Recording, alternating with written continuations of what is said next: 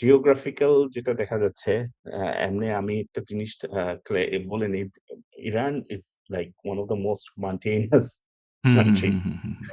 এখানে বলতে গেলে এখানে প্লেনদের আরেকটা খুবই জিনিস আমি রেয়ার। অ্যাড করি যে হচ্ছে তোমার এইটা নিয়ে এই গ্রাফিক্স নিয়ে হয়তো মন্তব্য শুনবো এরপরে। যে আমরা ছোটবেলায় মনে হতো যে ইরান মনে হয় অনেক দূরে, মধ্যপ্রাচ্যের অন্যান্য দেশগুলো হচ্ছে আমাদের কাছে, মানে সৌদি বা কুয়েত, কাতার, বাহরাইন। কিন্তু আসলে একটা রিয়েল ম্যাপে গেলে দেখা যায় যে হচ্ছে বরং ইরান হচ্ছে বাংলাদেশের কাছে রাদার দেন হচ্ছে সৌদি আরব বা কুয়েত, কাতার, বাহরাইন এদের চাইতে। এটা অনেকেই হয়তো জানে না বা খেয়াল করে নেই হয়তো আমরা, কারণ আমি নিজেও ব্যক্তিগতভাবে ছোটবেলায় সেরকমটাই জানতাম।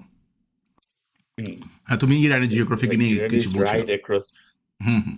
I don't know, এই সেখানে irrelevant একটা ইনফরমেশন হয়ে যেতে পারে। না, না, আমাদের যে যেমন অরিজিন, দেখাই না, ইরান না, ম্যাপ। আমি একটা ইনফরমেশন যেটা শেয়ার করতে চাই সেটা হচ্ছে গিয়ে আমাদের যে অরিজিন আছে, এটা actually traces back to Iran. যে আরিয়ান অরিজিন, বাংলাদেশীদের হুম, যে হুম, হুম, হুম। অরিজিন বলে ইন্দো আরিয়ান। তো we actually originated from Iran and things like that. Anyways, তো হ্যাঁ, India is right across the India, মানে ইন্ডিয়া, ইন্ডিয়া না, পাকিস্তান, সরি, আফগানিস্তান, হ্যাঁ। ইরান, হ্যাঁ। তো তারা হলে গিয়ে they not only they share the border with the Middle East, mostly ইরাকের সাথে।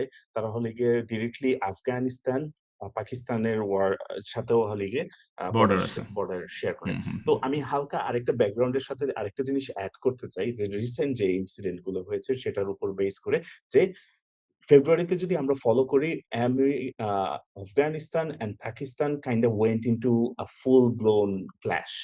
হুম, হুম, মানে হুম, ডেফিনিটলি আমরা আফগানিস্তানকে দেখলাম। পাকিস্তান হলে গিয়ে ব্লেম করছিল যে তার বিভিন্ন যে একটা জায়গায় অ্যাটাক করা হয়েছিল হুম, পাকিস্তানের হুম, হুম। কান্ট্রির ভিতরে।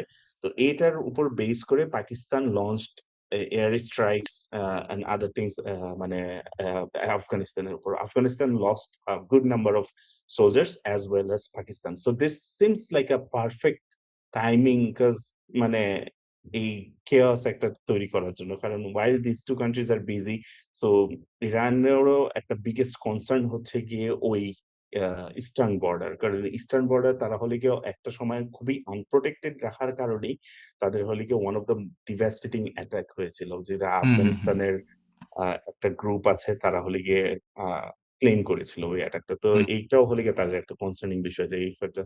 তো the timing was kind of right. আমি হুম, এটাই হুম, একটু বুঝতে পারছি। বলতে পারি। না, এরপরে আ যেমন ওই যে আমরা যে গ্রাফিকটা দেখছিলাম যে ওদের হুম, হুম।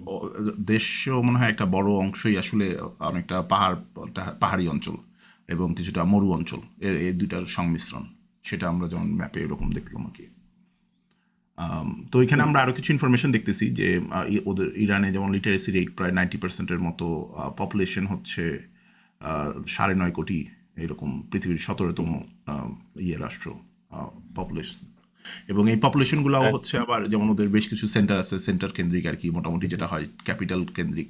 যেমন তেহরান, তারপরে হচ্ছে আম, তেহরান, সিরাজ, তারপর তাবরিজ, এগুলো হচ্ছে বা মাসাদ, এগুলো হচ্ছে একটা বড় রিজিয়ন আর কি। আমরা যেমন হুম, ইয়েতে দেখি এখানে যেমন পপুলেশনের ডেন্সিটিগুলো দেখা যাচ্ছে, যেখানে যে বেশি করে সবুজ এই অংশগুলোতে হচ্ছে বেসিক্যালি লোকজনের ঘনত্ব বেশি আর কি।